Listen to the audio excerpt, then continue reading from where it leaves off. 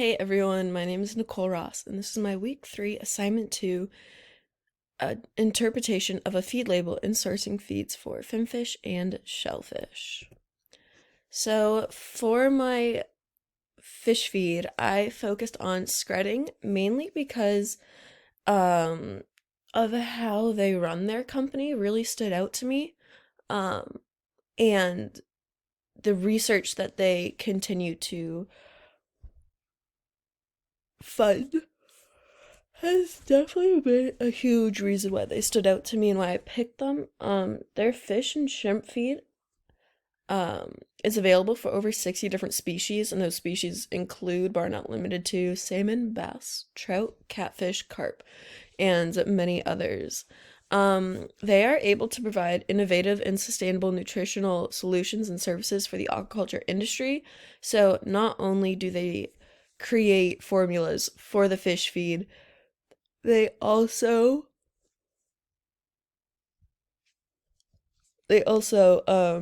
provide services um around the systems and diving much deeper into the feed than other companies do, as they do provide medicated and uh specific benefits from the food for the fish. So the RCX is the fish that I have decided to, or is the feed that I have decided to focus on. So RCX is crafted to be the best fit for recirculating aquaculture systems. And that's something that they also take into consideration when creating food, is what type of system is the food going into, as well as feed, um, what fish they are feeding, and at what stages in the life. So the RCX for Atlantic salmon, it claims to be all of these extremely beneficial things, from being high quality feed to easy removal, not having as much of an impact on the water and filtration system, and less energy use, and improves efficiency. It is suitable for 6 out of the 7 stages in life. So from broodstock to grower. Broodstock is when they are when they are being fertilized, all the way up to grower, which is where they are in their growing stage. This food is not competent for the health or the adult salmon. In their ingredient list, I was unable to find a common copy of this, like what we would see on the back of the bag. However, on the next slide, I do have a breakdown of what ingredients are in it. So I don't have the exact label, but I do have a very solid breakdown. And I did email the company asking to provide one early on this week, and I have not heard back from them. So they include all of the whole foods on the left, and then byproducts are on the right. So on the left, we have the agricultural crops, your wild capture fish and crustaceans, your novel ingredients, and your micro ingredients. And these all also go hand in hand with the byproducts. So you have your byproducts from the wild capture fish and crustacean, wild products from farmed fish and crustaceans, and byproducts from farmed land animals. But as you can see, a lot of their what products they turn into coincide with some of the byproducts and the whole products. And I thought that's very interesting that they have a whole bunch of different areas where they pull their food from. So on this next slide, we have our ingredient breakdown. On the upper right hand side is the picture. This is the breakdown from primary raw materials ingredient group to the typical examples, and then how much percentage is in their salmon feed. So the majority of it is going to be the agricultural crops, which is going to be your vegetable proteins, your wheat and corn gluten, your soybean, rapeseed, sunflower meal, your soy protein concentrate, your lupin, and your faba. And that takes up the majority of it, is about a third. So your agricultural crops are about a third of your fish feed. Your prominent ingredients range from 17.4% to 10.2%. They include other agricultural crops, byproducts farmed from land animals, wild capture and farmed fish and crustaceans, agricultural crops, wild capture and farmed fish and crustaceans. So the reason that there's two different agricultural crops on here is the first one is your vegetable protein, and then your second one, the 17.4% is going to be your vegetable oils. So you will find less oils than actual vegetable proteins, which is a very good sign. Then the minority of ingredients is going to be 2.1%, 1.5%. These are your micronutrients, as well as your byproducts farmed from land animals. And these include your vitamin, your mineral premixes, and your poultry oil.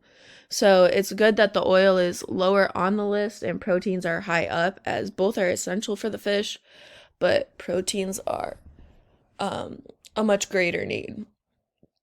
And those proteins come from the agricultural crops at 33.6%, your byproducts from farmed land animals at 13.3%, and your wild capture and farmed fish and crustaceans at 10.2%.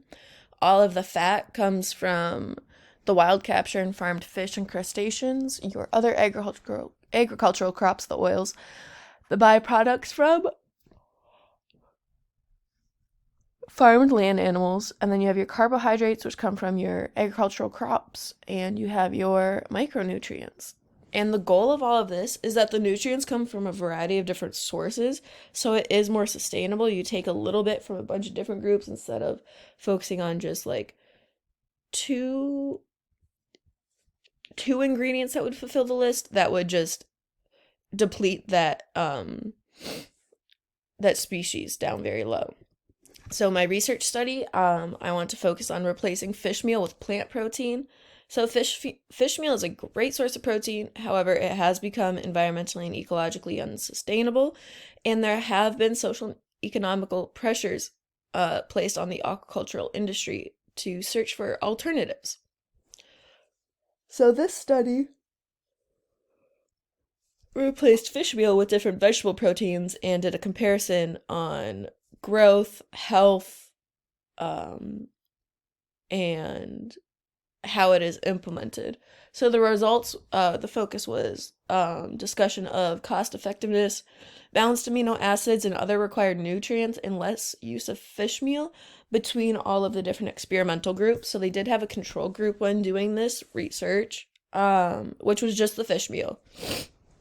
So during this research, there was the lack of fish meal in the feed showed inferior growth performance and had an alteration in the fish gut microbiota, which was linked to deterioration to the fish's health and immunity and growth.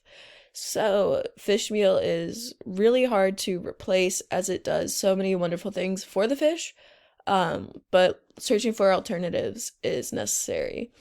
So the different vegetable proteins offered different results. So the sunflower meal showed an increase in two different bacteria, and a decrease in two different bacteria, all four different bacteria. Your pea protein showed an increase in a bacteria as well as just no fish meal present at all. However, those two bacteria are different. So fish protein hydrolysates, it's a chemical, acids and alkaline or enzymatic, which is the protease. And it allows for the breakdown of fish proteins into single amino acids, peptides, and oligopeptides. It is found in fish processing by byproducts, fishery bycatch, and low pelagic specific species. Sorry, that should be species, not specific. But those low pelagic species are not directly used for human consumption. And what it means by pelagic is those species that are near the ground level of the body of water. So they are not like your bass that would be freely swimming throughout a pond. They'd be more like your catfish who are going to be on the bottom. You're going to think of the fish that are always hiding on the bottom on the floor. body of water. So addition of the FPH, the fish protein hydroslates, from 18 to 24% have been shown to significantly increase growth rates in adult Atlantic salmon, which is extremely beneficial. So the results with the placement, so we have FPH up here, which is your fish protein hydroslate. The reduction of fish meal from anywhere from 83 to 88%, all the way dropped down to 6%, had no negative effects on growth.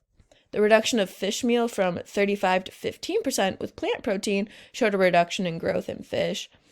And partial replacement with partially hydrolyzed FPH and high plant protein diet showed similar growth performance to the control diet, which is what they wanted. And the reason it's so necessary for them is that it's been generally found that up to 50% of fish meal protein can be replaced by plant proteins in carnivorous fish diets without any negative effects on growth or fish welfare issues. Plant proteins are the most common replacement in fish meal in aquafeeds, and the reason that it is of urgency is because that fish meal is not sustainable, and the growth rate and the size of the fish in the aquaculture system is of concern when that is their product. That is what they are selling. They are trying to get the most out of every fish in the most humane and sustainable way. So the use of FPH was able to help and aid with that. And here are my sources. Thank